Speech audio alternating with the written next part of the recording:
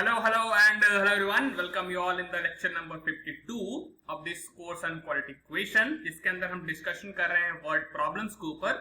और जो पहला टॉपिक हम डिस्कस कर रहे हैं that is problems on numbers. ठीक है, सो फार हमने क्या क्या डिस्कस किया एक बार थोड़ा तुमको रिकॉल करा देता हूँ। ठीक है, तो उससे पहले हम स्टार्ट किए प्रॉब्लम्स ऑन नंबर्स के अंदर। पहला प्रॉब्लम ये वाला, ठीक है, कि एक नंबर और उसके स्क्वायर का सम तुमको दे रखा था, तो तुमसे पूछा नंबर क्या है।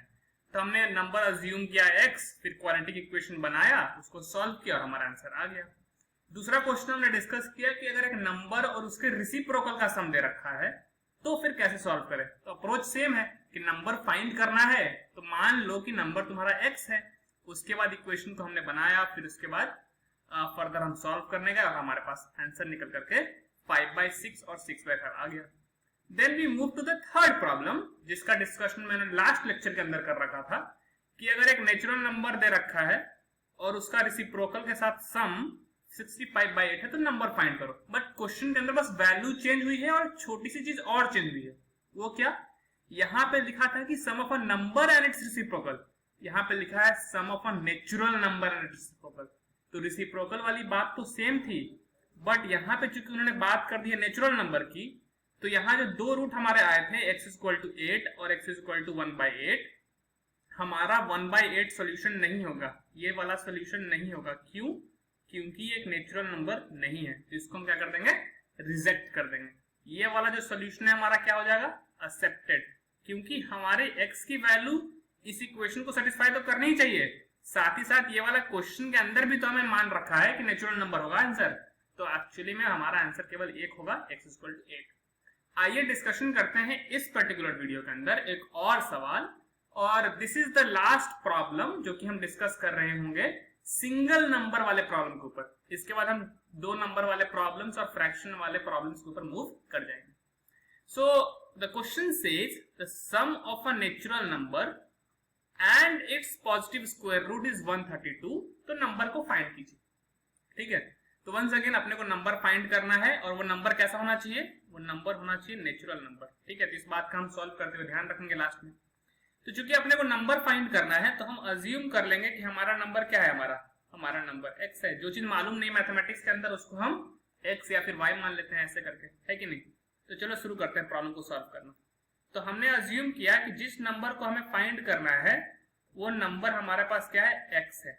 ठीक है, अब अगर वो x है तो जो क्वेश्चन वाले ने बोला है वो क्या बोला है कि नंबर और उसका पॉजिटिव स्क्वायर रूट का सम 132 है।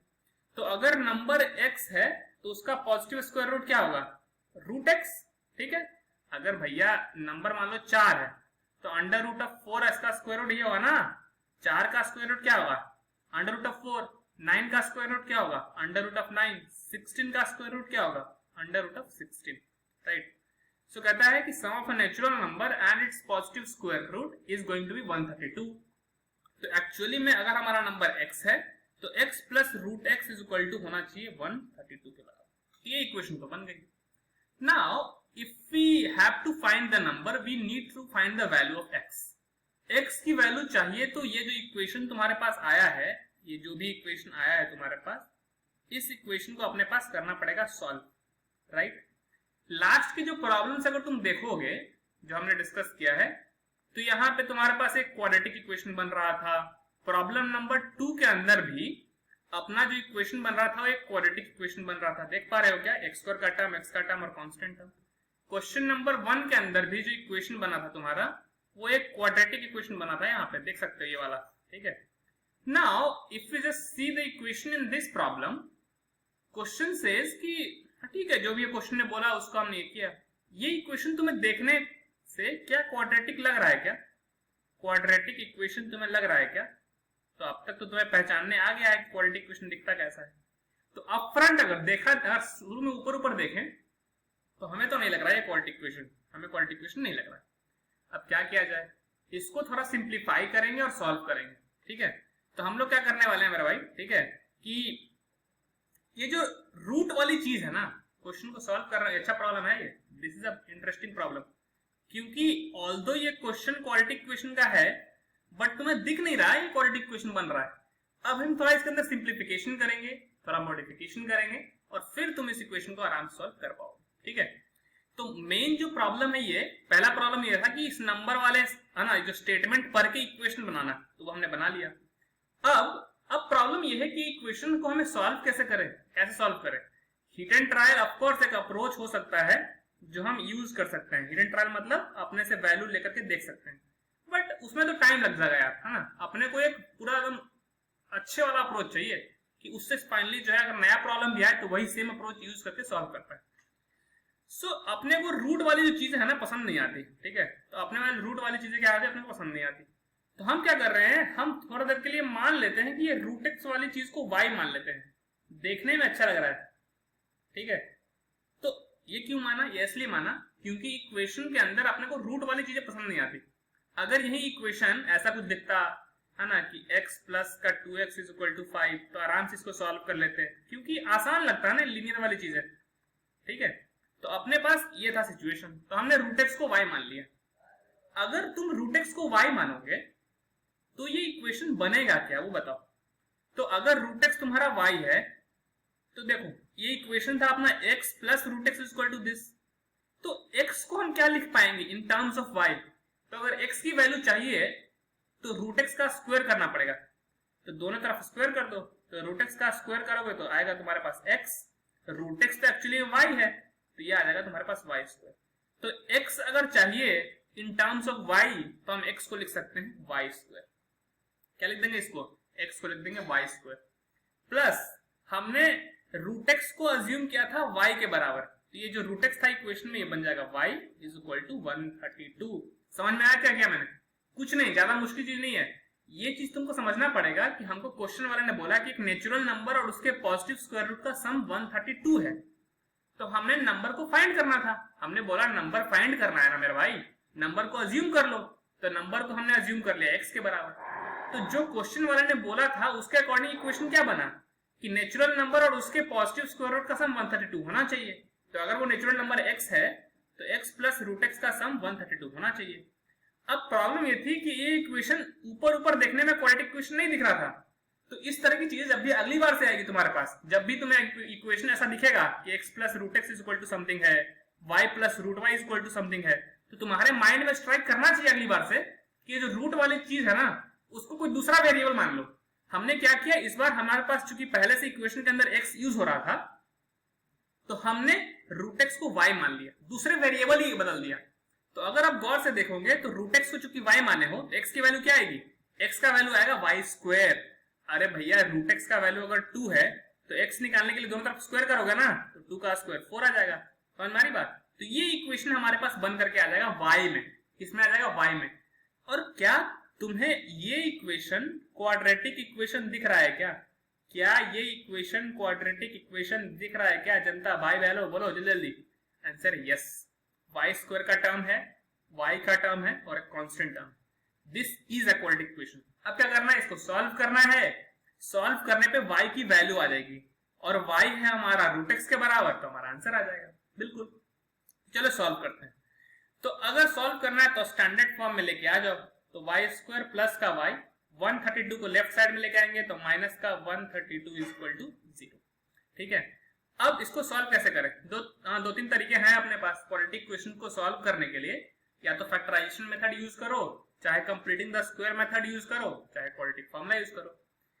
इसको हम सॉल्व करेंगे स्प्लिटिंग द मिडिल टर्म से। सॉल्व करने के लिए और भी तरीके हैं, मेरी बातों को ध्यान समझो, और भी तरीके हैं जिसकी हेल्प से हम सॉल्व कर सकते हैं, बट हम इसको सॉल्व करने जा रहे हैं स्प्लिटिंग मिडिल टर्म से। क्यों, क्योंकि अगर कोई चीज स्प्लिटिंग द मिडिल टर्म से सॉल्व हो सकता है तो सॉल्व उसी से करना चाहिए, क्योंकि जल्दी हो जाता है।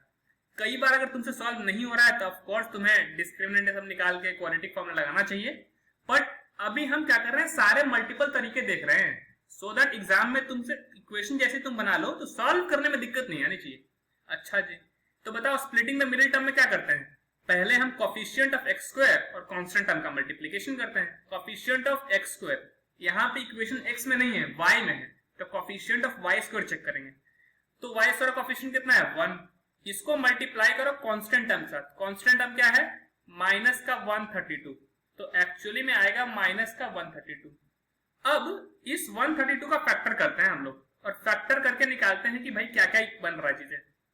तो 132 क्या लिख सकते हैं, 2 इंटू 56, 2 इंटू 56 गलत, 2 इंटू 66, 2 इंटू 66, 66 को लिख सकते हैं 2 इंटू 33, 33 को लिख सकते हैं 3 इंटू 11। मैं बहुत फास्ट चीजें कर रहा हूं, अरे छोड़ो तुमको दिखा देता हूँ यार, ठीक है। 132 को हम कैसे फैक्टर कर रहे हैं वो दिखाता हूँ। सबसे पहले क्या करोगे, तुम 2 लगाओगे, तो 2 लगाओगे, 2 छक 12, 1 बचा 66, 66 को फैक्टर करोगे वापस से, तो 2 से कैंसिल आउट होगा, ये आएगा 33, 33 3 से कैंसिल आउट हो जाएगा, कितने टाइम्स में 11, और 11 तुम्हारा क्या है, 11 एक प्राइम नंबर है, तो प्राइम नंबर का फर्दर फैक्टर तो नहीं हो सकता। तो अपने पास 132 के जो प्राइम फैक्टर्स आए हैं वो है 2 इंटू 2 इंटू 3 इंटू 11। नाउ अपने को इन चारों के हेल्प से 2 टर्म बनाना है, और इस तरीके से बनाना है कि ओवरऑल हम 1 का डिफरेंस ला पाए। प्लस वाई 1 को क्या लिख सकते हैं, है ना, क्योंकि मिडिल टर्म को स्प्लिट करना है, मिडिल टर्म में y का कोफिशिएंट कितना है 1, तो अपने को इन 4 फैक्टर की हेल्प से ऐसा 2 नंबर जनरेट करना है जिनका डिफरेंस 1 हो। तो गौर से देखो, अगर हम पहले 2 को लेके एक नंबर बनाए तो बनेगा 4, और लास्ट 2 का नंबर बनेगा 33। क्या डिफरेंस है क्या 1, आंसर है नहीं। अच्छा, अगर हम 2, 2 और 3 को एक साथ ले लें, ये वाले तीनों को एक साथ ले लें, तो बनेगा कितना 12, 2 2 4 12, और ये कितना बनेगा 11। तो क्या 12 और 11 की हेल्प से 1 जनरेट कर सकते हो, आंसर है हाँ। कैसे, 12 माइनस 11 करेंगे तो आ जाएगा 1। तो अगर हमें y को लिखना होगा तो हम लिख सकते हैं 12y माइनस का 11y। पूरा अप्रोच समझ में आ रहा है कि नहीं आ रहा है। मिडिल टर्म को स्प्लिट कर रहे हैं by using the factors of the term जो अपने को मिला है by multiplying coefficient of y square and constant term. तो जो हमारा पीछे इक्वेशन पढ़ा हुआ था कि y स्क्वायर प्लस का y माइनस का 132 इक्वल टू 0, अब हम y को लिख सकते हैं 12y माइनस का 11y माइनस 132 इक्वल टू 0। आई बात समझ में कि नहीं आई, आई? अच्छा, अब क्या करना है, तुम्हें पता ही है, हमने पहले से ही कोर्स के अंदर बहुत सारे प्रॉब्लम सॉल्व किए हैं स्प्लिटिंग द मिडिल टर्म के ऊपर। कॉमन लेना है अपने को। अब बताओ y स्क्वायर और 12y में कॉमन दिखा क्या, तो यहाँ पे y स्क्वायर है, यहाँ पे y की पावर 1 है, तो एक y कॉमन आ जाएगा। y कॉमन आएगा तो पहले टर्म में बचेगा y, दूसरे टर्म में बचेगा प्लस का 12। अच्छा, इन दोनों टर्म में क्या क्या कॉमन दिख रहा है, y तो कॉमन नहीं दिख रहा है, ठीक है। 132 के अंदर अपने को फैक्टर पता है कि 11 आता है, तो 132 कुछ भी नहीं है बल्कि 11 इंटू 12 ही है, तो अपने को यहाँ पे भी 11 दिख रहा है, यहाँ पे भी 11 दिख रहा है, और माइनस साइन भी कॉमन दिख रहा है अपने को, तो हम माइनस 11 कॉमन निकालेंगे साहब। माइनस 11 कॉमन निकालोगे तो यहाँ पे बचेगा क्या, यहाँ पे बचेगा y। चूंकि माइनस कॉमन निकाल चुके हैं तो यहाँ पे बचेगा plus. 132 is equal to 11 into 12, 11 common निकाल लिया है तो बच जाएगा अपने पास प्लस का 12 इज इक्वल टू 0। इन दोनों टर्म्स के अंदर कुछ कॉमन दिख रहा है क्या, दिख रहा है, क्या दिख रहा है, y प्लस 12 दोनों में कॉमन दिख रहा है, तो y प्लस 12 कॉमन ले लेंगे। y प्लस 12 कॉमन ले लिया तो बचेगा क्या, यहां से बचेगा y, ठीक है, यहां से बचेगा y, माइनस बचेगा यहाँ का 11, तो माइनस का 11 इक्वल टू 0। तो दो वैल्यू आएगी अपने पास, या तो y इक्वल टू माइनस 12 हो जाए, या फिर y की वैल्यू क्या आ जाए, 11 आ जाए। नाउ अगर तुम गौर से देखो तो y इज इक्वल टू क्या था, रूट x, और रूट वाली जो क्वांटिटी है हमेशा क्या आती है, हमेशा पॉजिटिव आती है मेरे भाई एंड बहनों। कि अगर रूट 4 किसी ने पूछा कितना होगा, आंसर है 2, रूट 9 कितना होगा, आंसर है 3, रूट 16 कितना होगा 4। y is equal to root x हमने स्टार्टिंग में अज्यूम किया था, याद आ रहा है कुछ, x प्लस का root x is equal to 132 माना था। तो इस इक्वेशन को क्वाड्रेटिक बनाने के लिए ऐसा क्वाड्रेटिक दिखे इसलिए हमने y equal to root x माना था। तो y is equal to root x था अगर, तो y की वो वैल्यू जो निगेटिव आ रही है उसको हम रिजेक्ट कर देंगे, इसको हम क्या कर देंगे, रिजेक्ट कर देंगे। क्यों, क्योंकि y is equal to root x है and it is always greater than 0, तो y की वैल्यू हमेशा पॉजिटिव रहनी चाहिए। तो एक ही वैल्यू आएगी y की जो आएगा 11 के बराबर। अच्छा, हमने स्टार्टिंग में अज्यूम किया था कि हमारा नंबर x है, y नहीं, हमारा नंबर x है।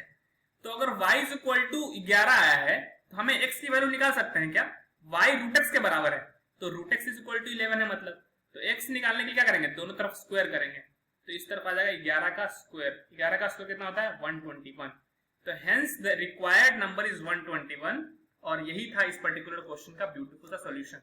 So this is all for this particular video. I hope कि समझ में आया होगा, पसंद आया होगा। मिलते हैं नेक्स्ट वीडियो के अंदर।